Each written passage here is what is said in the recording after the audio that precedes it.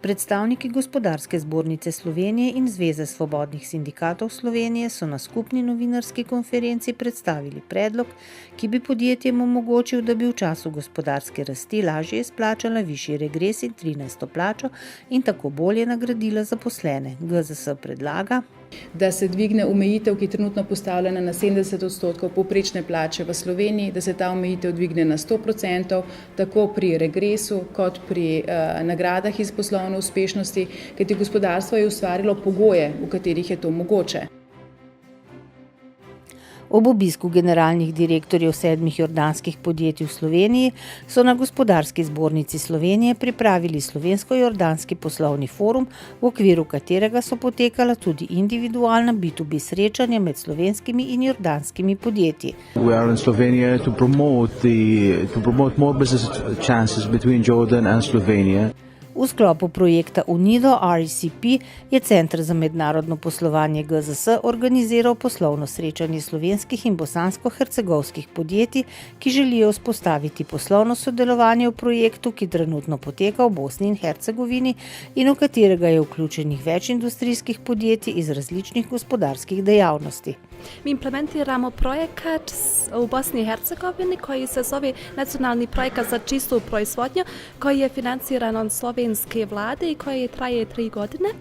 Slovenijo je obiskala 15-članska delegacija predstavnikov Združenja egejskih mladih poslovnežev iz Izmira. Gre za združenje mladih industrialcev, trgovcev in poslovnežev, v središču njihovega delovanja pa je ustvarjanje poslovnih mrež na nacionalni in mednarodni ravni. We give great importance between the relations of two countries, Turkey and Slovenia, both cultural way and both in the economic trade and bilateral direct investments. Predstavniki 9 strateških razvojno-inovacijskih partnerstev, gospodarstva in institucij znanja so na posvetu Povezovanje, kadrovski izzivi in vključevanje v mednarodne verige sprejeli 5 sklepov, ki jih predlagajo vladi Republike Slovenije in relevantnim ministrstvom v sprejem in izvedbo. Med sklepi izpostavljajo dolgoročno napovedovanje potreb po kadrih in kompetencah, ki bo učinkovito podpiralo pravočasno prilagajanje kadrov na razvojne spremembe. Veseli me, da smo bili usmerjeni v isto smer, da smo videli pravzaprav ista izhodišča, ki so potrebna, da bomo vsak svoje delo opravil. Več kot 120 udeležencev je na drugi strateški konferenci za trajnostno gradbeništvo razpravljalo o prihajajočih izzivih.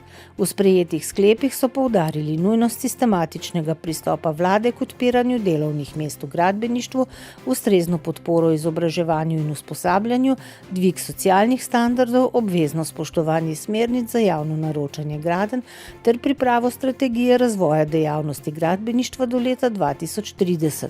Temelj našega prizadevanja za vzpostaviti boljše pogoje za gradbeništvo je v tem, da imamo gospodarsko rast, da se gospodarstvo razvija, da imajo gospodarski subjekti potrebe po investicijah in če temu dodamo še infrastrukturne državne projekte, potem imamo vse, kar potrebujemo, da naša obstoječa gradbena operativa spet začne rasti in se razvijati. Z mednarodno konferenco, ki jo je pripravilo GZS, Združenje kovinske industrije, se je zaključil 3-letni projekt Skilmi, ki je povezal izvajalce poklicnega izobraževanja, nacionalne regulativne partnerje in predstavnike kovinske in elektroindustrije iz Slovenije, Hrvaške, Latvije in Slovaške.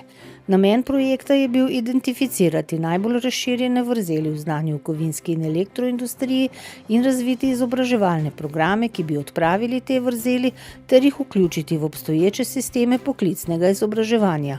The whole project allow us to try the functionalities of national qualification frame as a huge project that was implemented in Slovakia 2 years ago.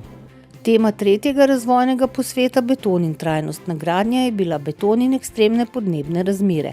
K razširjenosti betona v svetu namreč veliko prispeva prav njegova učinkovitost tako po okoljskih kot tudi ekonomskih trajnostnih kriterijih. Z rešitvami, ki jih beton ponuja, se da te učinke omiliti vsaj, oziroma v veliki meri pa tudi preprečiti. Najpomembnejši letni dogodek GZS, Zbornice računovodskih servisov, tradicionalno nacionalni kongres izvajalcev računovodskih storitev je bil tudi tokrat namenjen predstavitvi najaktualnejših vsebin s področji, ki neposredno vplivajo na upravljanje dejavnosti računovodskih servisov.